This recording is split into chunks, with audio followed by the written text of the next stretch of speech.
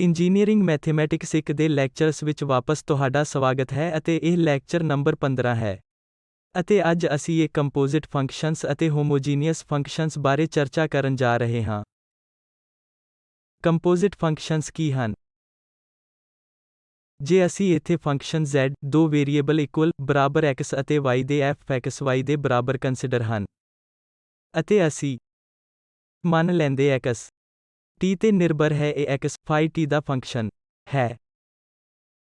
ਅਤੇ ਇੱਥੇ y ਵੀ t ਦਾ ਇਹ ਫੰਕਸ਼ਨ ਹੈ, ਜਿਸਨੂੰ ਅਸੀਂ psi t ਦਰਸਾਉਂਦੇ ਹਾਂ।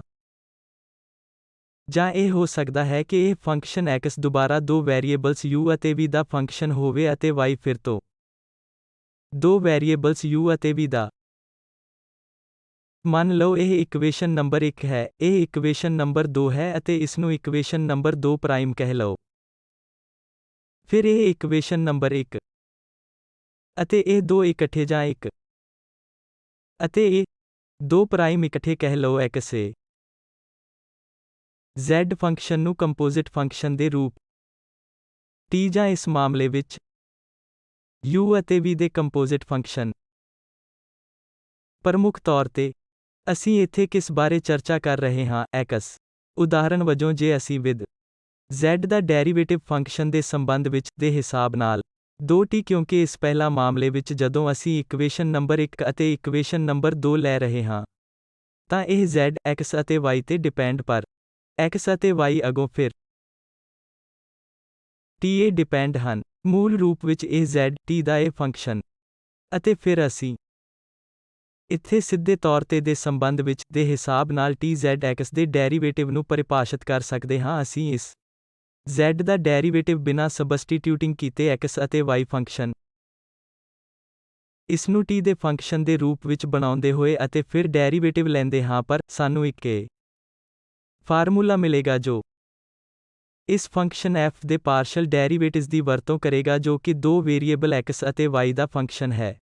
ਅਤੇ ਇੱਥੇ ਵੀ x ਅਤੇ y, phi ਅਤੇ psi ਦੇ ਫੰਕਸ਼ਨ ਹਨ, ਜੋ ਦੋਵੇਂ t ਦੇ ਫੰਕਸ਼ਨ ਹਨ।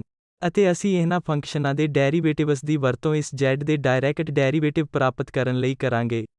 ਇਸ ਫੰਕਸ਼ਨ ਵਿੱਚ t ਦੇ ਰੂਪ ਵਿੱਚ ਇਸ x ਅਤੇ y ਟਰਮਜ਼ ਨੂੰ ਬਿਨਾਂ ਸਬਸਟੀਟਿਊਟਿੰਗ z, f, x, y ਅਤੇ ਸਾਡੇ ਕੋਲ ਉਹੀ ਦ੍ਰਿਸ਼ ਹੈ ਜਦੋਂ ਸਾਡੇ ਕੋਲ ਇੱਕ ਇਕੁਏਸ਼ਨ ਹੈ। z ਬਰਾਬਰ ਹੈ f(x, y) ਦੇ, ਬਰਾਬਰ ਹੈ phi u v ਅਤੇ y ਬਰਾਬਰ psi u v ਦੇ। ਪਹਿਲਾ x ਨੂੰ ਲੈਂਦੇ ਹਾਂ। ਮੰਨ ਲਓ z ਕੰਟੀਨਿਊਅਸ ਪਾਰਸ਼ਲ ਡੈਰੀਵੇਟਿਵਸ ਹਨ ਜਾਂ ਅਸੀਂ ਇਹ x ਇਹ ਅਜ਼ੰਪਸ਼ਨ ਹੈ ਕਿ z ਬਰਾਬਰ f(x, y) ਡਿਫਰੈਂਸ਼ੀਏਬਲ ਦੇ f(x, y) ਇੱਕ ਡਿਫਰੈਂਸ਼ੀਏਬਲ ਫੰਕਸ਼ਨ ਹੈ। ਅਤੇ ਫਿਰ ਅਸੀਂ ਮੰਨ ਲੈਂਦੇ x phi t ਦੇ ਬਰਾਬਰ ਅਤੇ y psi t ਦੇ ਬਰਾਬਰ। ਉਹਨਾਂ ਕੋਲ ਇਹ ਨਿਰੰਤਰ ਡੈਰੀਵੇਟਿਵ ਹੁੰਦੇ ਹਨ, ਜਾਂ ਫਿਰ ਅਸੀਂ ਇਹ ਮੰਨ ਸਕਦੇ ਹਾਂ ਕਿ ਉਹ ਵੱਖ-ਵੱਖ ਫੰਕਸ਼ਨ ਹਨ। ਉਸ ਸਥਿਤੀ ਵਿੱਚ ਅਸੀਂ ਇਹ ਫਾਰਮੂਲਾ ਪ੍ਰਾਪਤ ਕਰਾਂਗੇ ਜੋ ਕਹਿੰਦਾ ਹੈ ਕਿ ਅਸੀਂ ਇਸ z ਨੂੰ t ਉੱਤੇ t ਦੇ ਸੰਬੰਧ ਵਿੱਚ ਦੇ ਹਿਸਾਬ ਨਾਲ z ਦਾ ਸਧਾਰਨ ਡੈਰੀਵੇਟਿਵ x, ਜੋ x ਸਮਝ ਵਿੱਚ ਆਉਂਦਾ ਹੈ ਕਿਉਂਕਿ x ਅਤੇ y t ਦੇ ਫੰਕਸ਼ਨਸ ਹਨ। ਮੂਲ ਰੂਪ ਵਿੱਚ ਇਹ z ਸਿਰਫ t ਦਾ ਇੱਕ ਫੰਕਸ਼ਨ ਹੈ। ਇਸ ਮਾਮਲੇ ਵਿੱਚ ਫਾਰਮੂਲਾ ਕਹਿੰਦਾ ਹੈ ਕਿ ਅਸੀਂ ਇਹ ਆਮ ਡੈਰੀਵੇਟਿਵ dz ਉੱਪਰ dt ਦੇ ਸੰਬੰਧ ਵਿੱਚ ਦੇ ਹਿਸਾਬ ਨਾਲ x, z ਪਾਰਸ਼ਲ ਡੈਰੀਵੇਟਿਵ ਬਰਾਬਰ ਹੈ। ਅਸੀਂ ਇਹ ਦੋ ਵੇਰੀਏਬਲ x ਅਤੇ y ਦੇ ਫੰਕਸ਼ਨ f ਦੀ ਵਰਤੋਂ ਕਰ ਰਹੇ ਹਾਂ। ਅਸੀਂ ਇਸ ਦੇ ਸੰਬੰਧ ਵਿੱਚ ਦੇ ਹਿਸਾਬ ਨਾਲ x, f ਦੇ ਪਾਰਸ਼ਲ ਡੈਰੀਵੇਟਿਵਸ ਲਵਾਂਗੇ ਅਤੇ ਦੇ ਸੰਬੰਧ ਵਿੱਚ ਦੇ ਹਿਸਾਬ ਨਾਲ t, x ਦੇ ਡੈਰੀਵੇਟਿਵ ਨਾਲ ਗੁਣਾ ਕਰਾਂਗੇ। ਇਹ ਫਿਰ ਤੋਂ ਆਰਡੀਨਰੀ ਡੈਰੀਵੇਟਿਵ ਹੋਵੇਗਾ ਕਿਉਂਕਿ x ਇਹ ਫੰਕਸ਼ਨ ਇੱਕ x ਵੇਰੀਏਬਲ t ਅਤੇ ਫਿਰ ਇਹ ਪਲਸ ਦੇ ਵਿਰੁੱਧ ਇਹ ਚੇਨ ਰੂਲ ਹੈ, ਕਿਉਂਕਿ ਨਾਲ ਹੀ z ਵੀ y ਦਾ ਫੰਕਸ਼ਨ ਹੈ ਦੇ ਸੰਬੰਧ ਵਿੱਚ ਦੇ ਹਿਸਾਬ ਨਾਲ y ਸਾਡੇ ਕੋਲ ਇੱਥੇ ਪਾਰਸ਼ਲ ਡੈਰੀਵੇਟਿਵ ਹੋਵੇਗਾ, ਜੋ dy ਬਟਾ dt ਨਾਲ ਗੁਣਾ ਹੈ। ਅਸੀਂ ਹੁਣ ਇਹ ਫਾਰਮੂਲਾ ਪ੍ਰਾਪਤ ਕਰਾਂਗੇ। ਅਸੀਂ z ਨੂੰ f(x, y) ਦੇ ਬਰਾਬਰ ਅਤੇ ਇਹ x ਫੰਕਸ਼ਨ phi t ਅਤੇ y ਹੈ। t psi ਨੂੰ ਦਰਸਾਉਂਦਾ ਹੈ ਅਤੇ ਅਸੀਂ ਫੰਕਸ਼ਨ ਨੂੰ ਇਹ ਕੰਪੋਜ਼ਿਟ ਫੰਕਸ਼ਨ ਕਹਿੰਦੇ ਹਾਂ ਪਰਿਭਾਸ਼ਾ ਅਨੁਸਾਰ।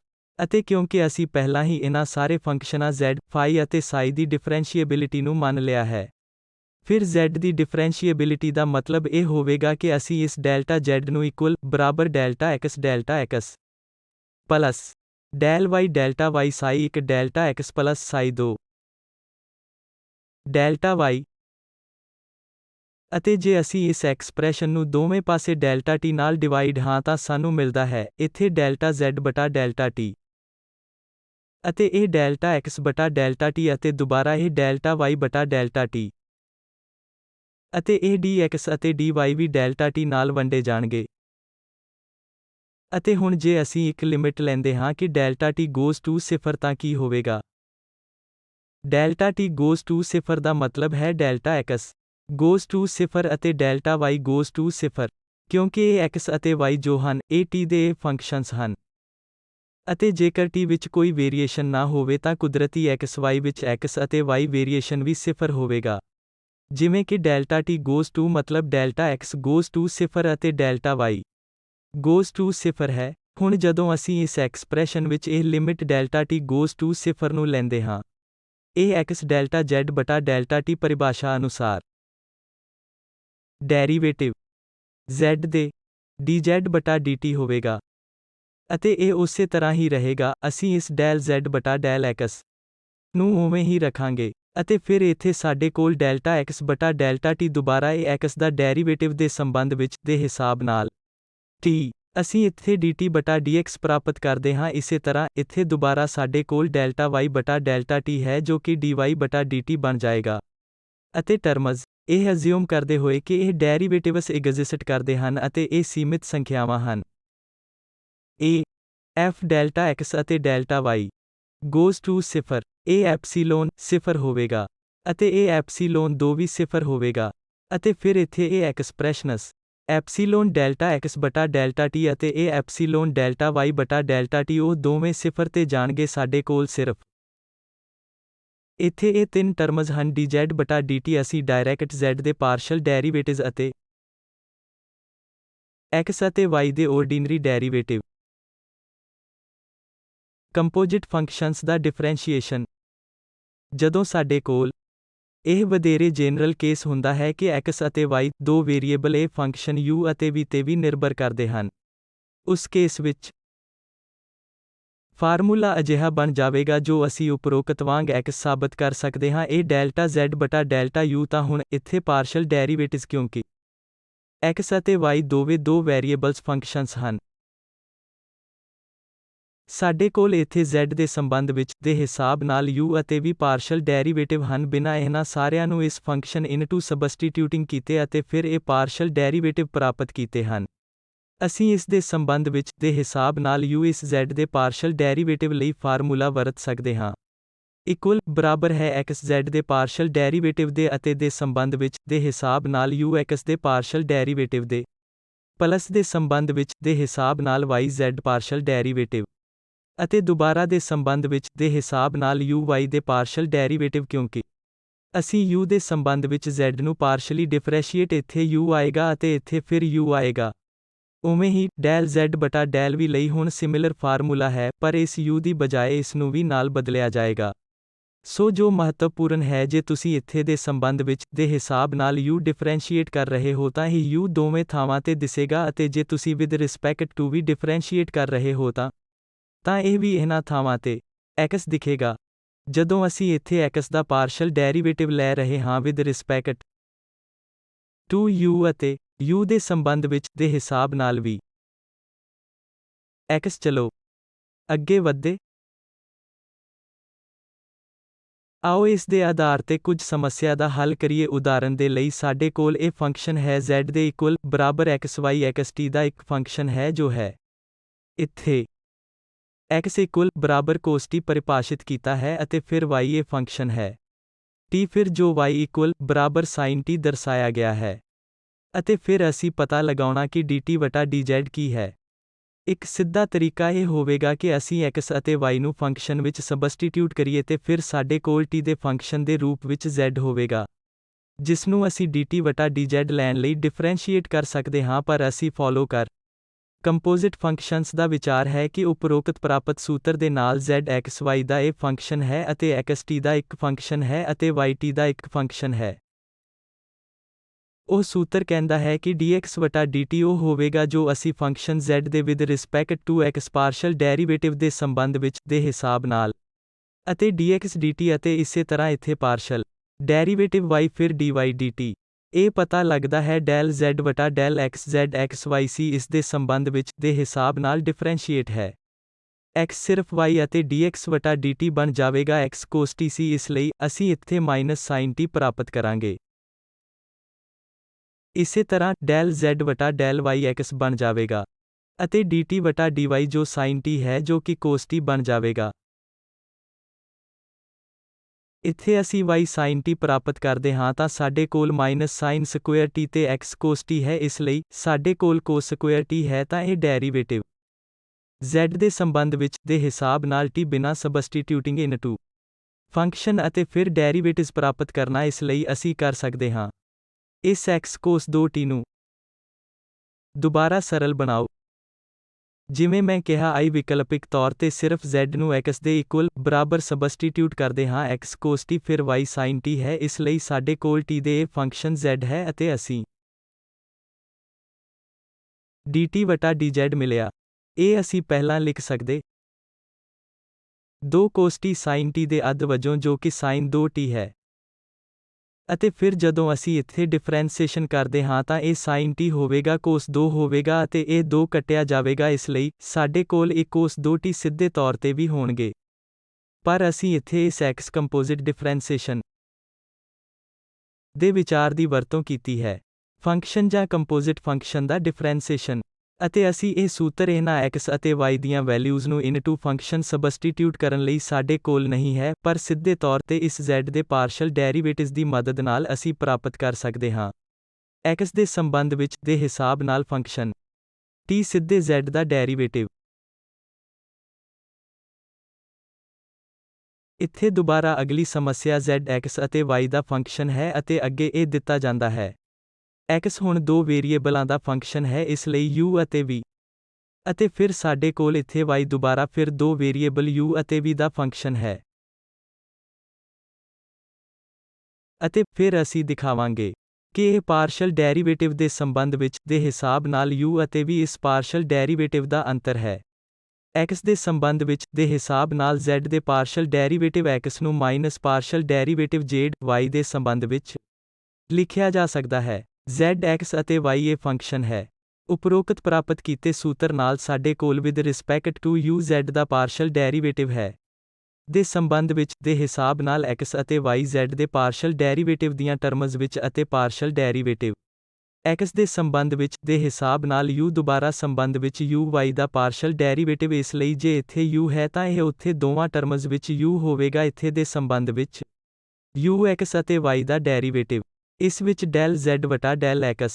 ਹੁਣ ਕਿਉਂਕਿ ਇੱਥੇ ਇਹ ਫੰਕਸ਼ਨ ਨਹੀਂ ਦਿੱਤਾ ਗਿਆ z ਸਿਰਫ xy ਦਾ ਇਹ ਫੰਕਸ਼ਨ ਹੈ ਇਸ ਦੇ ਸੰਬੰਧ ਵਿੱਚ ਦੇ ਹਿਸਾਬ ਨਾਲ x z ਦਾ ਪਾਰਸ਼ਲ ਡੈਰੀਵੇਟਿਵ ਆਵੇਗਾ ਅਤੇ del x ਵਟਾ del u ਇਸ ਲਈ ਇੱਥੇ x ਕੀ c power u plus c power minus v ਇਸ ਲਈ ਜੇਕਰ ਉਸ ਪਾਰਸ਼ਲ ਡੈਰੀਵੇਟਿਵ ਨੂੰ u ਦੇ ਸੰਬੰਧ ਵਿੱਚ ਦੇ ਹਿਸਾਬ ਨਾਲ ਲੈਂਦੇ ਹਾਂ ਤਾਂ ਇਸ ਦਾ ਮਤਲਬ ਹੈ v ਨੂੰ ਕੋਨਸਟੈਂਟ ਮੰਨਦੇ ਹੋਏ ਇਸ ਟਰਮ ਨੂੰ ਕੋਨਸਟੈਂਟ ਮੰਨਿਆ ਜਾਵੇਗਾ। ਦੇ ਸੰਬੰਧ ਵਿੱਚ ਦੇ ਹਿਸਾਬ ਨਾਲ u x ਦਾ ਪਾਰਸ਼ਲ ਡੈਰੀਵੇਟਿਵ ਸਿਰਫ e ਪਾਵਰ u ਬਣ ਜਾਵੇਗਾ ਜੋ ਇੱਥੇ ਲਿਖਿਆ ਗਿਆ ਹੈ।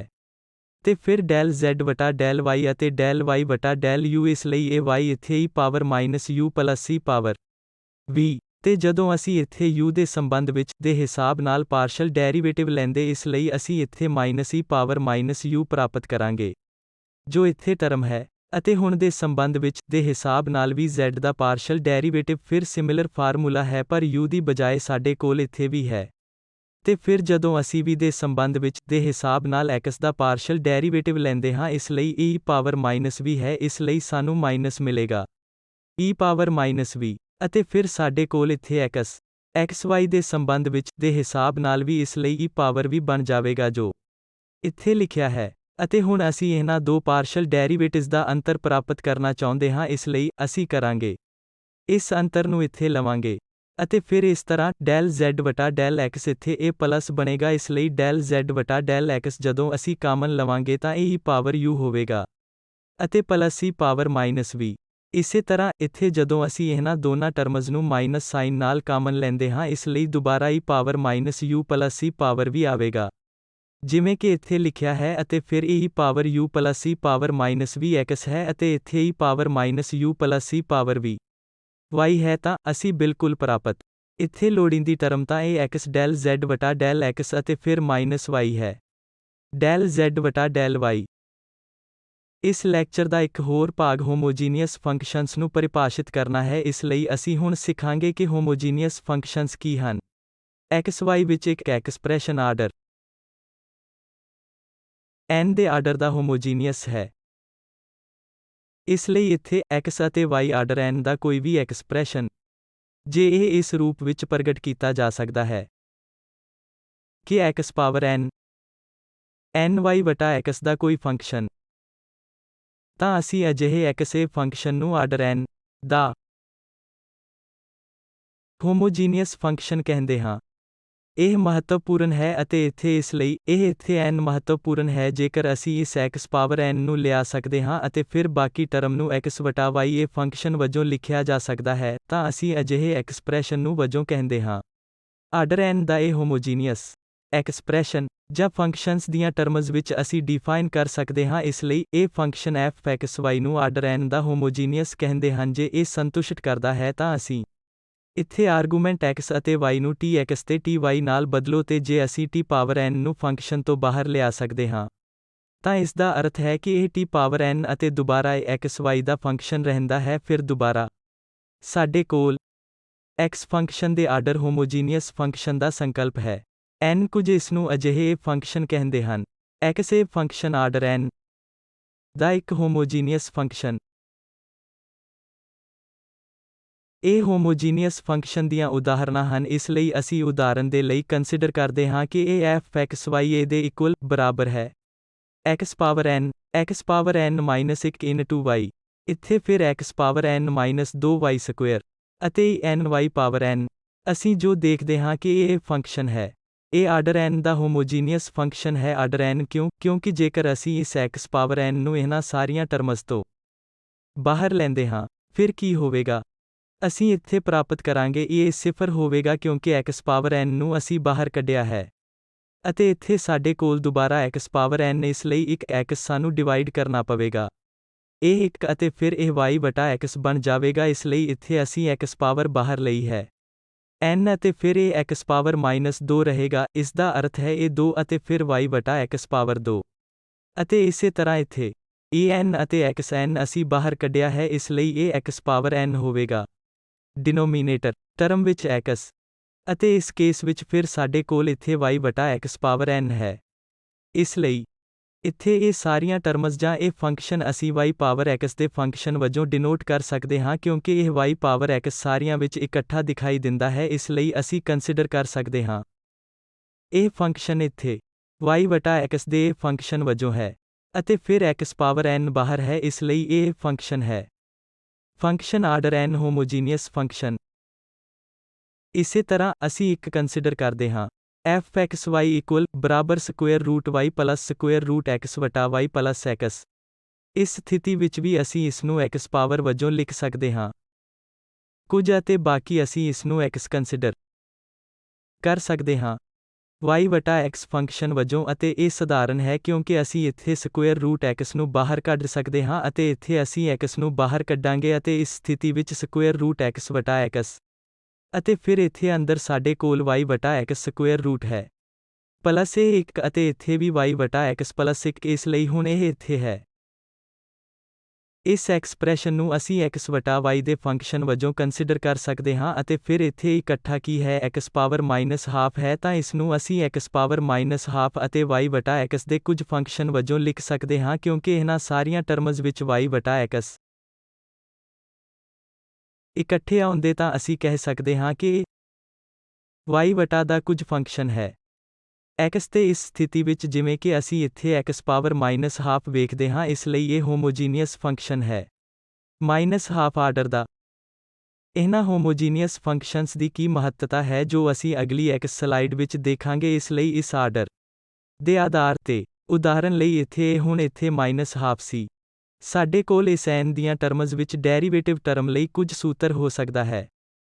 ਇਸ ਲਈ x ਬਿਲਕੁਲ ਕੀ ਇਸ ਨੂੰ ਹੋਮੋਜੀਨੀਅਸ ਫੰਕਸ਼ਨ ਤੇ ਯੂਲਰ ਥਿਓਰਮ ਕਹਿੰਦੇ ਹਨ ਅਤੇ ਇਹ ਕਹਿੰਦਾ ਹੈ ਕਿ ਜੇ z ਆਰਡਰ n ਦਾ x ਅਤੇ y ਦਾ ਇਹ ਹੋਮੋਜੀਨੀਅਸ ਫੰਕਸ਼ਨ ਹੈ ਅਤੇ ਇਹ ਪਾਰਸ਼ਲ ਡੈਰੀਵੇਟਿਵਜ਼ ਐਗਜ਼ਿਸਟ ਕਰਦੇ ਹਨ ਅਤੇ ਇਸ ਤਰ੍ਹਾਂ ਸਾਡੇ ਕੋਲ ਹਨ। ਇਹ ਐਕਸਪ੍ਰੈਸ਼ਨ x ਦੇ ਸੰਬੰਧ ਵਿੱਚ xz ਦਾ ਪਾਰਸ਼ਲ ਡੈਰੀਵੇਟਿਵ ਹੈ, y ਦੇ ਸੰਬੰਧ ਵਿੱਚ ਦੇ ਹਿਸਾਬ ਨਾਲ yz ਦਾ ਪਾਰਸ਼ਲ ਡੈਰੀਵੇਟਿਵ ਹੈ। nz ਦੇ ਇਕੁਅਲ ਬਰਾਬਰ ਹੋਵੇਗਾ। ਸਾਨੂੰ ਇਸ ਨੂੰ ਵੱਖਰਾ ਕੰਪਿਊਟ ਕਰਨ ਦੀ ਲੋੜ ਨਹੀਂ ਹੈ। ਜੇ ਅਸੀਂ ਜਾਣਦੇ ਹਾਂ ਕਿ ਇਹ ਹੋਮੋਜੀਨੀਅਸ ਫੰਕਸ਼ਨ ਹੈ ਤਾਂ x z x y z y ਸਿਰਫ nz ਹੋਵੇਗਾ ਤੇ ਆਰਡਰ ਦੇ ਡੋਮੇਨ ਵਿੱਚ ਸਾਰੇ x y ਪੁਆਇੰਟ ਲਈ। ਇੱਥੇ ਫੰਕਸ਼ਨ ਦਾ ਡੋਮੇਨ ਇਸ ਲਈ ਦਿੱਤਾ ਗਿਆ ਹੈ ਕਿ z ਇਕੁਅਲ ਬਰਾਬਰ f x y ਇੱਕ ਹੋਮੋਜੀਨੀਅਸ ਫੰਕਸ਼ਨ ਹੈ। ਇਸ ਲਈ ਜੇਕਰ ਇਹ ਹੋਮੋਜੀਨੀਅਸ ਫੰਕਸ਼ਨ ਹੈ, ਇਸ ਸਥਿਤੀ ਵਿੱਚ ਅਸੀਂ ਲਿਖ ਸਕਦੇ ਹਾਂ। ਇੱਕ ਮਿੰਟ ਇੰਤਜ਼ਾਰ ਕਰੋ। ਜੇਕਰ ਇੱਥੇ ਇਹ ਹੋਮੋਜੀਨੀਅਸ ਫੰਕਸ਼ਨ ਹੈ, ਆਰਡਰ n ਦਾ x ਅਤੇ y, ਅਸੀਂ ਇਹ ਲਿਖ ਸਕਦੇ ਹਾਂ x power n n g y ਵਟਾ x ਹੈ। ਤੇ ਅਸੀਂ ਜਾਣਦੇ ਹੀ ਹਾਂ ਕਿ x ਦੇ ਸੰਬੰਧ ਵਿੱਚ ਦੇ ਹਿਸਾਬ ਨਾਲ ਕਿਵੇਂ ਡਿਫਰੈਂਸ਼ੀਏਟ ਕਰਨਾ ਹੈ ਤਾਂ ਅਸੀਂ ਅਜਿਹਾ ਕਰ ਸਕੀਏ। ਇੱਥੇ ਅਸੀਂ x ਦੇ ਸੰਬੰਧ ਵਿੱਚ ਦੇ ਹਿਸਾਬ ਨਾਲ ਇਸ ਦਾ ਪਾਰਸ਼ਲ ਡੈਰੀਵੇਟਿਵ ਲੈਂਦੇ ਹਾਂ।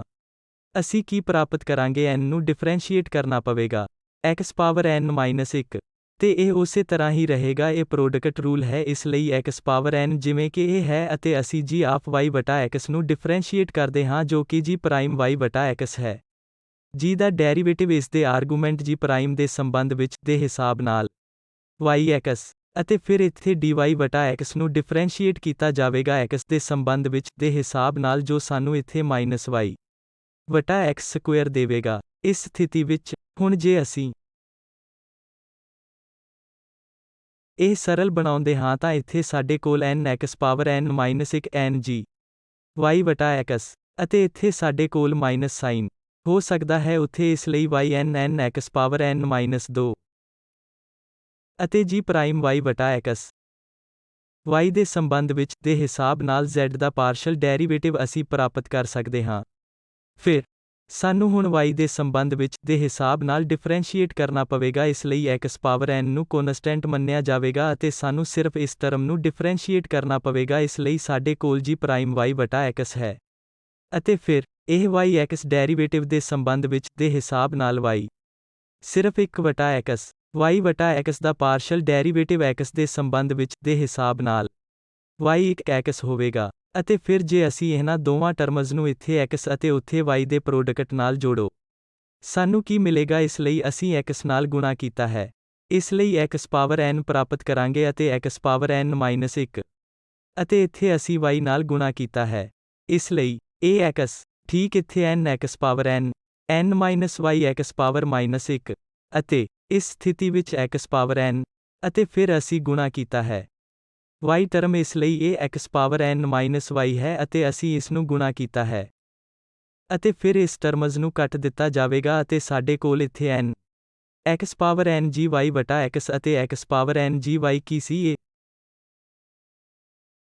ਇਹ z ਜਾਂ f x y ਦਾ ਫੰਕਸ਼ਨ ਸੀ ਤਾਂ ਇੱਥੇ ਇਹ ਟਰਮਜ਼ ਕੈਂਸਲ ਹੋ ਜਾਂਦੀਆਂ ਹਨ ਅਤੇ ਫਿਰ ਅਸੀਂ ਸਿਰਫ n ਇਨਟੂ z ਪ੍ਰਾਪਤ ਕਰਦੇ ਹਾਂ। n ਅਤੇ ਇੱਥੇ ਇਹ z ਹੈ ਅਤੇ ਇਹ ਦੋ ਕੱਟੀਆਂ ਜਾਂਦੀਆਂ ਹਨ। ਇਸ ਲਈ ਸਮੱਸਿਆ ਨੰਬਰ 3, ਇਸ ਲਈ ਇੱਥੇ ਸਾਡੇ ਕੋਲ ਇਹ u ਹੈ ਜੋ ਕਿ x ਦਿੱਤਾ ਗਿਆ ਹੈ। tan inverse x cube plus y cube x minus y x y ਦੇ ਇਕੁਅਲ ਬਰਾਬਰ ਨਹੀਂ ਹੈ। ਇਸ ਨੂੰ ਹੁਣ x ਇਕੁਅਲ ਬਰਾਬਰ y ਪਰਿਭਾਸ਼ਿਤ ਕੀਤਾ ਅਤੇ ਫਿਰ ਦਿਖਾਉਂਦੇ ਹਾਂ x ਡੈਲ u ਵਟਾ del x plus y del u ਵਟਾ ਡੈਲ y x ਚਿੰਨ੍ਹ ਦੇ ਇਕੁਅਲ ਬਰਾਬਰ ਹੈ। ਅਤੇ ਇਸ ਸਥਿਤੀ ਵਿੱਚ ਇਸ ਲਈ ਪਰ ਸਾਨੂੰ ਇਹ ਨੋਟ ਕਰਨਾ ਚਾਹੀਦਾ ਹੈ ਕਿ ਦਿੱਤਾ ਗਿਆ x function tan inverse y cube plus ਹੈ x ਕਿਊਬ ਵਟਾ x ਮਾਈਨਸ y। ਇਹ tan ਇਨਵਰਸ ਕਰਕੇ ਹੋਮੋਜੀਨੀਅਸ ਫੰਕਸ਼ਨ ਨਹੀਂ ਹੈ, ਅਸੀਂ x ਪਾਵਰ ਕੁਝ ਨਹੀਂ ਲਿਆ ਸਕਦੇ ਅਤੇ ਬਾਕੀ ਅਸੀਂ y ਵਟਾ x ਦੀਆਂ ਟਰਮਜ਼ ਵਿੱਚ ਨਹੀਂ ਲਿਖ ਸਕਦੇ, ਪਰ ਜੋ ਅਸੀਂ ਨੋਟਿਸ ਕਰਦੇ ਹਾਂ ਕਿ ਇਸ tan ਇਨਵਰਸ ਦਾ ਇਹ ਆਰਗੂਮੈਂਟ ਮਤਲਬ x cube plus y cube ਵਟਾ x ਮਾਈਨਸ y ਹੈ ਜੋ ਕਿ ਹੋਮੋਜੀਨੀਅਸ ਫੰਕਸ਼ਨ ਹੈ। ਅਤੇ ਅਸੀਂ x ਦੀ ਵਰਤੋਂ ਕਰਾਂਗੇ ਕਿਉਂਕਿ ਇੱਥੇ z ਨੂੰ ਪਰਿਭਾਸ਼ਿਤ ਕਰ ਸਕਦੇ ਹਾਂ tan u, ਕਿਉਂਕਿ ਅਸੀਂ ਇਸ ਨੂੰ tan ਲੈਫਟ ਹੈਂਡ ਸਾਈਡ ਤਾਂ ਅਸੀਂ tan u ਪ੍ਰਾਪਤ ਇਕੁਅਲ ਬਰਾਬਰ x cube plus y cube ਵਟਾ x ਮਾਈਨਸ y ਅਤੇ ਹੁਣ ਇਹ z ਇੱਥੇ ਇਹ ਫੰਕਸ਼ਨ ਹੈ। ਫੰਕਸ਼ਨ ਇਹ ਹੋਮੋਜੀਨੀਅਸ ਫੰਕਸ਼ਨ ਆਰਡਰ 2 ਦਾ, ਕਿਉਂਕਿ ਇੱਥੇ ਅਸੀਂ ਲਿਖ ਸਕਦੇ ਹਾਂ x ਸਕੁਏਅਰ x ਕਿਊਬ ਅਸੀਂ ਨਿਊਮਰੇਟਰ ਵਿੱਚੋਂ ਕਾਮਨ ਲਿਆ ਹੈ ਅਤੇ ਇੱਥੇ ਡਿਨੋਮੀਨੇਟਰ ਤੋਂ x ਲਿਆ ਹੈ। ਇਸ ਲਈ x ਸਕੁਏਅਰ ਹੋਵੇਗਾ ਅਤੇ ਇਹ ਬਣ ਜਾਵੇਗਾ 1 ਪਲੱਸ y ਵਟਾ x ਕਿਊਬ, ਇਸ ਲਈ ਇਹ ਇੱਥੇ 1 ਹੈ। ਇਹ 1 ਪਲੱਸ y ਵਟਾ x ਪੂਰੇ ਦਾ ਕਿਊਬ ਅਤੇ ਫਿਰ ਸਾਡੇ ਕੋਲ 1 ਮਾਈਨਸ y ਵਟਾ x ਹੈ, ਇਸ ਲਈ ਇਹ ਆਰਡਰ 2 ਦਾ ਹੋਮੋਜੀਨੀਅਸ ਫੰਕਸ਼ਨ ਹੈ। ਅਤੇ ਫਿਰ ਅਸੀਂ ਇਸ ਫੰਕਸ਼ਨ z ਤੇ ਯੂਲਰ ਥਿਓਰਮ ਨੂੰ ਲਾਗੂ ਕਰ ਸਕਦੇ ਹਾਂ, ਇਸ ਲਈ ਯੂਲਰ ਥਿਓਰਮ ਨੂੰ ਲਾਗੂ ਕਰਨ ਤੇ z tan u ਦੇ ਇਕੁਅਲ ਬਰਾਬਰ ਹੈ, ਇਸ ਲਈ ਇਹ ਸਾਨੂੰ 2 ਟਾਈਮਸ z ਦੇਵੇਗਾ ਅਤੇ z tan u ਸੀ, ਤਾਂ ਅਸੀਂ ਇੱਥੇ dx ਪ੍ਰਾਪਤ ਕਰਦੇ ਹਾਂ। ਤੇ ਫਿਰ del z ਵਟਾ del u, ਇਸ ਲਈ ਸਾਨੂੰ ਇਹ ਦੇਖਣ ਦੀ ਲੋੜ ਹੈ ਕਿ ਇੱਥੇ ਇੱਕ del z ਵਟਾ del u ਕੀ ਹੈ। ਸਾਡੇ ਕੋਲ z ਇਕੁਅਲ ਬਰਾਬਰ tan u ਹੈ, ਤਾਂ ਇੱਥੇ del z ਵਟਾ del x ਦੇਵੇਗਾ। ਇਹ sec ਸਕੁਏਅਰ u ਅਤੇ del u ਵਟਾ del x ਦੇ ਸੰਬੰਧ ਵਿੱਚ ਦੇ ਹਿਸਾਬ ਨਾਲ z ਦਾ ਪਾਰਸ਼ਲ ਡੈਰੀਵੇਟਿਵ। ਇੱਥੇ ਅਸੀਂ ਬਿਲਕੁਲ ਲਵਾਂਗੇ x ਦੇ ਸੰਬੰਧ ਵਿੱਚ ਦੇ ਹਿਸਾਬ ਨਾਲ z ਦਾ ਪਾਰਸ਼ਲ ਡੈਰੀਵੇਟਿਵ, ਪਰ ਇਹ u ਦੀਆਂ ਟਰਮਜ਼ ਵਿੱਚ ਦਿੱਤਾ ਗਿਆ ਹੈ, ਤਾਂ ਅਸੀਂ ਪ੍ਰਾਪਤ ਕਰਾਂਗੇ sec ਸਕੁਏਅਰ u ਅਤੇ ਫਿਰ del u ਵਟਾ del x। ਫਿਰ ਇੱਥੇ y, ਇਸ ਤਰ੍ਹਾਂ ਸਾਡੇ ਕੋਲ del z ਵਟਾ del y ਹੈ, ਤਾਂ ਸਾਡੇ ਕੋਲ ਤੁਹਾਡਾ tan sec ਸਕੁਏਅਰ u ਬਣ ਜਾਵੇਗਾ ਅਤੇ del u ਵਟਾ del y ਇਕੁਅਲ ਬਰਾਬਰ 2 ਟਾਈਮਸ z, ਤਾਂ z tan u ਹੈ। ਤੇ ਫਿਰ ਸਾਡੇ ਕੋਲ ਇੱਥੇ x, ਇਹ sec u ਇੱਥੇ ਕਾਮਨ ਹੈ ਜਿਸਨੂੰ ਰਾਈਟ ਹੈਂਡ ਸਾਈਡ ਲਿਆਇਆ ਜਾ ਸਕਦਾ ਹੈ, ਇਸ ਲਈ ਸਾਨੂੰ x ਮਿਲਦਾ ਹੈ। ਅਤੇ del u ਵਟਾ del x ਪਲਸ ਇਸ y del u ਵਟਾ del y ਅਤੇ ਇਹ sec u goes a cos square u, ਤਾਂ ਇਹ ਹੈ ਇਹ 2 tan u ਅਤੇ ਫਿਰ ਇੱਥੇ sec ਸਕੁਏਅਰ u ਡਿਨੋਮੀਨੇਟਰ ਵਿੱਚ ਹੋਵੇਗਾ, ਜੋ cos ਸਕੁਏਅਰ ਬਣ ਜਾਵੇਗਾ ਇੱਥੇ sin u ਵਟਾ cos u tan ਲਈ। ਅਤੇ ਇਹ cos ਸਕੁਏਅਰ u, ਇਹ ਕੱਟਿਆ ਜਾਂਦਾ ਹੈ, ਸਾਡੇ ਕੋਲ sin u cos u ਹੈ ਜੋ ਇਹ sin ਤੋਂ u ਹੈ, ਤਾਂ ਅਸੀਂ ਪ੍ਰਾਪਤ ਕਰਦੇ ਹਾਂ z ਮਾਤਰਾ x del u ਵਟਾ del x plus y del u ਵਟਾ del y ਵਜੋਂ sin u ਦੇ ਇਕੁਅਲ ਬਰਾਬਰ ਹੈ। ਤਾਂ ਇੱਥੇ ਮਹੱਤਵਪੂਰਨ ਪੁਆਇੰਟ ਇਹ ਹੈ ਕਿ ਇਹ u ਇੱਕ ਹੋਮੋਜੀਨੀਅਸ ਫੰਕਸ਼ਨ ਨਹੀਂ ਸੀ, ਪਰ ਇਸ ਨੂੰ z ਦੇ ਰੂਪ ਵਿੱਚ ਪਰਿਭਾਸ਼ਿਤ ਕਰਕੇ tan u ਦੇ ਬਰਾਬਰ ਹੈ, ਜੋ ਕਿ x cube plus y cube ਵਟਾ x ਮਾਈਨਸ y ਹੈ, ਇਹ ਹੋਮੋਜੀਨੀਅਸ ਹੋ ਜਾਂਦਾ ਹੈ। ਅਤੇ ਫਿਰ ਅਸੀਂ ਅਪਲਾਈ ਕਰਾਂਗੇ z ਤੇ ਯੂਲਰਸ ਨਤੀਜੇ, ਅਤੇ ਨੋਟ ਕਰਨ ਤੇ ਇਹ z ਇਕੁਅਲ ਬਰਾਬਰ tan u ਹੈ। ਇੱਥੇ x n ਦੇ ਸੰਬੰਧ ਵਿੱਚ ਦੇ ਹਿਸਾਬ ਨਾਲ z ਦੇ ਪਾਰਸ਼ਲ ਡੈਰੀਵੇਟਿਵ ਦੀ ਗਣਨਾ ਕੀਤੀ ਹੈ ਤੇ y, ਤੇ ਫਿਰ ਅਸੀਂ ਡਿਜ਼ਾਇਰਡ ਨਤੀਜਾ ਪ੍ਰਾਪਤ ਕਰਦੇ ਹਾਂ। ਇਸ ਯੂਲਰ ਦੇ ਨਤੀਜਿਆਂ ਦਾ ਵਿਆਪੀਕਰਨ ਕਹਿੰਦਾ ਹੈ ਕਿ ਇਸ ਤਰ੍ਹਾਂ ਇਹ ਫਸਟ ਆਰਡਰ ਪਾਰਸ਼ਲ ਡੈਰੀਵੇਟਿਵਸ ਦੇ ਕੇਸ ਵਿੱਚ ਸੀ, ਪਰ ਸਾਡੇ ਕੋਲ ਨਤੀਜੇ ਹਨ ਦੂਜਾ ਆਰਡਰ ਪਾਰਸ਼ਲ ਡੈਰੀਵੇਟਿਵ ਦੇ ਨਾਲ-ਨਾਲ, ਅਤੇ ਜੋ ਇਸ ਦਾ ਵਿਸਥਾਰ ਹੈ, ਜੋ ਕਹਿੰਦਾ ਹੈ ਕਿ x square second order partial derivative xy ਨੂੰ y ਸਕੁਏਅਰ ਤੋਂ ਮਿਕਸਡ ਕੀਤਾ ਗਿਆ ਹੈ, ਫਿਰ ਵਿਦ ਰਿਸਪੈਕਟ ਟੂ y ਦੂਜਾ ਡੈਰੀਵੇਟਿਵ ਦੇ ਸੰਬੰਧ ਵਿੱਚ ਦੇ ਹਿਸਾਬ ਨਾਲ n1 z ਇਕੁਅਲ ਬਰਾਬਰ ਹੈ ਸਾਰੇ xy ਲਈ। ਫੰਕਸ਼ਨ ਦੇ ਡੋਮੇਨ ਵਿੱਚ ਇਹ ਇਸ ਨਤੀਜੇ ਦਾ ਵਿਆਪੀਕਰਨ ਹੈ ਅਤੇ ਹੁਣ ਅਸੀਂ ਕਰਾਂਗੇ ਇਸ ਬਾਰੇ। ਇਹ ਇੱਕ ਸਮੱਸਿਆ ਹੈ। ਮੰਨ ਲਓ ਕਿ ਸਾਡੇ ਕੋਲ y ਬਟਾ x ਦਾ ਫੰਕਸ਼ਨ z ਇਕੁਅਲ ਬਰਾਬਰ xy ਹੈ ਅਤੇ ਪਲਸ gy ਬਟਾ x, ਅਤੇ ਜਿੱਥੇ a f ਅਤੇ g 2 ਟਾਈਮਸ ਡਿਫਰੈਂਸ਼ੀਏਬਲ ਫੰਕਸ਼ਨ ਹਨ, ਅਤੇ ਫਿਰ ਅਸੀਂ z ਲਈ ਇੱਥੇ ਇਸ ਐਕਸਪ੍ਰੈਸ਼ਨ ਦਾ ਮੁਲਾਂਕਣ ਕਰਾਂਗੇ। ਫਿਰ ਇਹੀ ਸਮੱਸਿਆ ਹੈ, dz ਇਹ ਹੋਮੋਜੀਨੀਅਸ ਫੰਕਸ਼ਨ ਨਹੀਂ ਹੈ x ਅਤੇ y ਪਰ। ਇੱਥੇ ਇਹ ਹੋਮੋਜੀਨੀਅਸ ਫੰਕਸ਼ਨ ਹੈ ਅਤੇ ਦੂਜਾ g ਵੀ ਇਹ ਹੋਮੋਜੀਨੀਅਸ ਫੰਕਸ਼ਨ ਹੈ, ਕਿਉਂਕਿ ਅਸੀਂ ਸਿੱਧੇ ਤੌਰ ਤੇ x ਵਟਾ y ਦੀਆਂ ਦਿੱਤੀਆਂ ਗਈਆਂ ਟਰਮਜ਼ ਵਜੋਂ ਲਿਖ ਸਕਦੇ ਹਾਂ। ਤਾਂ ਅਸੀਂ ਇੱਥੇ ਕੀ ਲੈਂਦੇ ਹਾਂ, ਅਸੀਂ z ਇਕੁਅਲ ਬਰਾਬਰ u1 ਪਲਸ u2 ਪਹਿਲਾ, ਇੱਥੇ ਅਸੀਂ u1 ਲੈਂਦੇ ਹਾਂ ਅਤੇ ਇੱਥੇ ਅਸੀਂ u2 ਲਵਾਂਗੇ, ਜਿਸ ਦਾ ਮਤਲਬ ਹੈ ਕਿ ਇਹ u1 xy ਹੈ fy ਵਟਾ x u2 g ਹੈ yx।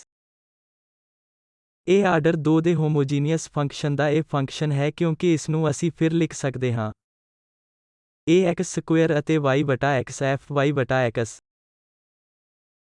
ਇਹ y ਵਟਾ x ਦਾ ਫੰਕਸ਼ਨ ਹੈ ਅਤੇ ਫਿਰ ਸਾਡੇ ਕੋਲ x ਸਕੁਏਅਰ ਹੈ, ਤਾਂ ਇਸ ਲਈ ਆਰਡਰ 2 ਹੈ ਅਤੇ ਇਸ ਸਥਿਤੀ ਵਿੱਚ ਇਹ g y ਵਟਾ x ਦਾ ਫੰਕਸ਼ਨ ਹੈ। ਅਤੇ ਇੱਥੇ x ਫੰਕਸ਼ਨ ਦੀ ਕੋਈ ਟਰਮ ਨਹੀਂ ਹੈ, ਇਸ ਲਈ x ਪਾਵਰ 0 ਇਹ 0 ਆਰਡਰ ਦਾ ਇਹ ਹੋਮੋਜੀਨੀਅਸ ਫੰਕਸ਼ਨ ਹੈ। ਖੈਰ ਸਾਡੇ ਕੋਲ u1 ਆਰਡਰ 2 ਦਾ ਹੋਮੋਜੀਨੀਅਸ ਫੰਕਸ਼ਨ ਹੈ u2 ਆਰਡਰ ਸਿਫਰ ਦਾ ਇਹ ਹੋਮੋਜੀਨੀਅਸ ਫੰਕਸ਼ਨ ਹੈ ਅਤੇ z ਜਿਵੇਂ ਕਿ u ਪਲਸ u ਤੋਂ u1 ਸੀ ਇਸ u2 ਦੇ ਦੁਆਰਾ ਦਿੱਤਾ ਗਿਆ ਹੈ। ਯੂਲਰ ਦੀ ਥਿਓਰਮ ਨੂੰ ਅਸੀਂ u1 ਅਤੇ u2 ਤੇ ਲਾਗੂ ਕਰ ਸਕਦੇ ਹਾਂ ਕਿਉਂਕਿ ਇਹ ਆਰਡਰ 2 ਅਤੇ ਇਸ ਤਰ੍ਹਾਂ u1 ਦੇ ਹੋਮੋਜੀਨੀਅਸ ਫੰਕਸ਼ਨ ਹਨ। ਦੂਜਾ ਡੈਰੀਵੇਟਿਵ ਥਿਓਰਮ ਲਈ ਇਹ ਕਹਿੰਦਾ ਹੈ 2 ਟਾਈਮਸ, ਇਸ ਲਈ n 2 ਹੈ। ਤਾਂ 2 ਟਾਈਮਸ ਤੇ n-1 ਅਤੇ u1 ਇਸ ਲਈ n-1 u1। ਇਹ ਆਰਡਰ 2 ਸੀ ਇਸ ਲਈ ਅਸੀਂ 2 ਇਨਟੂ 1 ਇਨਟੂ u1 ਪ੍ਰਾਪਤ ਕਰਦੇ ਹਾਂ। ਅਤੇ ਇਹ u1, ਅਸੀਂ ਜਾਣਦੇ ਹਾਂ ਪਹਿਲਾਂ xy fy ਵਟਾ x ਬਾਅਦ ਸਬਸਟੀਟਿਊਟ ਹੋਵੇਗਾ। ਅਤੇ ਫਿਰ u2 ਲਈ ਕਿਉਂਕਿ ਇਹ ਵੀ ਆਰਡਰ u ਦਾ ਇਹ ਹੋਮੋਜੀਨੀਅਸ ਫੰਕਸ਼ਨ ਹੈ। ਅਤੇ ਇਸ ਆਰਡਰ ਸਿਫਰ ਕਾਰਨ ਇੱਥੇ ਰਾਈਟ ਹੈਂਡ ਸਾਈਡ ਅਸੀਂ ਸਿਫਰ ਟਰਮ ਪ੍ਰਾਪਤ ਕਰਾਂਗੇ ਕਿਉਂਕਿ ਇੱਥੇ n-1 ਅਤੇ ਕਿਉਂਕਿ n ਜਾਂ ਅਸੀਂ ਆਰਡਰ ਕਰਦੇ ਹਾਂ ਤਾਂ ਇਹ ਉੱਥੇ ਸਿਫਰ ਬਣ ਜਾਵੇਗਾ। ਅਤੇ ਹੁਣ ਸਾਡੇ ਕੋਲ ਸਿੱਧੇ ਤੌਰ ਇਹਨਾਂ ਡੈਰੀਵੇਟਿਵਾਂ ਦੀ ਗਣਨਾ ਕੀਤੇ ਬਿਨਾਂ ਸਿੱਧੇ ਤੌਰ ਇਹ ਵਿਅੰਜਕ ਹਨ ਇੱਥੇ ਅਸੀਂ ਇਸ ਯੂਲਰ ਐਸ ਥਿਓਰਮ ਦੀ ਵਰਤੋਂ ਕੀਤੀ ਹੈ। ਤੇ ਅਸੀਂ ਉਹਨਾਂ ਨੂੰ ਜੋੜ ਸਕਦੇ ਹਾਂ ਕਿਉਂਕਿ ਇਹ ਨਤੀਜਾ z ਦੀਆਂ ਟਰਮਜ਼ ਪ੍ਰਾਪਤ ਕਰਨਾ ਚਾਹੁੰਦੇ ਹਾਂ z u1 ਪਲਸ u2 ਹੈ ਅਸੀਂ ਇਹਨਾਂ ਦੋਵਾਂ ਨੂੰ ਜੋੜੋ ਸਾਡੇ ਕੋਲ x ਸਕੁਏਅਰ ਹੈ। ਅਤੇ ਇਹ 2 ਦੇ ਸੰਬੰਧ ਵਿੱਚ ਦੇ ਹਿਸਾਬ ਨਾਲ ਪਾਰਸ਼ਲ ਡੈਰੀਵੇਟਿਵ ਬਣ ਜਾਵੇਗਾ ਦੂਜਾ ਆਰਡਰ u1 ਪਲਸ u2 ਇੱਥੇ u1 ਪਲਸ u2 ਇੱਥੇ ਵੀ u1 ਪਲਸ u2 ਅਤੇ ਉਹ z ਹੈ। ਅਤੇ ਹੁਣ ਇੱਥੇ 2 u1 ਪਲਸ ਸਿਫਰ ਦੇ ਇਕੁਅਲ ਬਰਾਬਰ ਹੈ ਇਸ ਲਈ 2 u1 ਇਸ ਲਈ ਪਲਸ ਸਿਫਰ। ਇਸ ਲਈ ਸਿਰਫ 2 u1 ਅਤੇ u1 xy fy ਵਟਾ x ਅਸੀਂ ਨਤੀਜਾ 2 ਟਾਈਮਸ xy f ਪ੍ਰਾਪਤ ਕਰਦੇ। ਇੱਥੇ ਇਸ ਐਕਸਪ੍ਰੈਸ਼ਨ ਦਾ y ਵਟਾ x ਦਾ ਇਹ ਫੰਕਸ਼ਨ। ਕਨਕਲੂਜ਼ਨ ਤੇ ਪਹੁੰਚਦੇ ਹੋਏ ਅਸੀਂ ਅੱਜ ਕੰਪੋਜ਼ਿਟ ਫੰਕਸ਼ਨਸ ਦੇ ਡਿਫਰੈਂਸੀਏਸ਼ਨ ਨੂੰ ਸਿੱਖਿਆ ਹੈ ਜੋ ਬਹੁਤ ਫਾਇਦੇਮੰਦ ਸੀ ਜਦੋਂ z xy ਦਾ ਦਿੱਤਾ ਗਿਆ ਫੰਕਸ਼ਨ ਹੁੰਦਾ ਹੈ ਅਤੇ x ਅਤੇ y ਇਹ t ਦੇ ਫੰਕਸ਼ਨ ਹਨ। ਇਸ ਸਥਿਤੀ ਵਿੱਚ ਅਸੀਂ ਸਿੱਧੇ ਤੌਰ t ਦੇ ਸੰਬੰਧ ਵਿੱਚ ਦੇ ਹਿਸਾਬ ਨਾਲ z ਦਾ ਡੈਰੀਵੇਟਿਵ ਕੰਪਿਊਟ ਕਰ ਸਕਦੇ ਹਾਂ ਇਸ ਸੂਤਰ ਤੋਂ। ਅਤੇ ਫਿਰ ਇਹ ਇੱਕ ਉਹ x ਅਤੇ y ਦਾ ਵਿਆਪੀਕਰਨ ਹੈ ਇਹ u v ਦੇ ਫੰਕਸ਼ਨ ਹੋ ਸਕਦੇ ਹਨ। ਅਤੇ ਇਸ ਸਥਿਤੀ ਵਿੱਚ ਅਸੀਂ ਇਸ ਫਾਰਮੂਲੇ ਦੁਆਰਾ u ਦੇ ਸੰਬੰਧ ਵਿੱਚ ਦੇ ਹਿਸਾਬ ਨਾਲ ਹੁਣ z ਦੇ ਪਾਰਸ਼ਲ ਡੈਰੀਵੇਟਿਵਜ਼ ਅਤੇ v ਦੇ ਸੰਬੰਧ ਵਿੱਚ z ਦੇ ਪਾਰਸ਼ਲ ਡੈਰੀਵੇਟਿਵਜ਼ ਨੂੰ ਕੰਪਿਊਟ ਕਰ ਸਕਦੇ ਹਾਂ। ਅਤੇ ਫਿਰ ਹੋਮੋਜੀਨੀਅਸ ਫੰਕਸ਼ਨਸ ਲਈ ਯੂਲਰ ਐਸ ਥਿਓਰਮ ਜੋ ਅਸੀਂ ਸਿੱਖਿਆ ਹੈ ਕਿ ਜੇ z ਇਹ ਹੋਮੋਜੀਨੀਅਸ ਫੰਕਸ਼ਨ ਹੈ, ਫਿਰ ਸਾਡੇ ਕੋਲ ਇਹ ਆਰਡਰ n ਦੇ ਹੋਮੋਜੀਨੀਅਸ ਫੰਕਸ਼ਨ ਲਈ ਹੈ ਤਾਂ ਇਹ x ਫੰਕਸ਼ਨ ਹੋਵੇਗਾ। ਇਹ n z ਹੈ ਇਸ ਲਈ x ਦੇ ਸੰਬੰਧ ਵਿੱਚ ਦੇ ਹਿਸਾਬ ਨਾਲ x partial derivative plus y ਦੇ ਸੰਬੰਧ ਵਿੱਚ y partial derivative n z ਦੇ ਇਕੁਅਲ ਬਰਾਬਰ ਹੋਵੇਗਾ। ਜਾਂ ਇਹ ਵਿਆਪੀਕਰਨ ਸੀ ਕਿ ਅਸੀਂ ਇਹਨਾਂ ਦੂਜਾ ਆਰਡਰ ਡੈਰੀਵੇਟਿਵਜ਼ ਦੀ ਵੀ ਦੇਖਭਾਲ ਕਰ ਸਕਦੇ ਹਾਂ। n-1 ਇਨਟੂ z ਇਹ z ਏ order n function xy homogeneous function ਹੈ। ਇਹ ਉਹ ਹਵਾਲੇ ਹਨ ਜੋ ਇਹਨਾਂ ਲੈਕਚਰਾਂ ਨੂੰ ਤਿਆਰ ਕਰਨ ਲਈ ਵਰਤੇ ਜਾਂਦੇ ਹਨ। ਤੁਹਾਡਾ ਬਹੁਤ ਬਹੁਤ ਧੰਨਵਾਦ।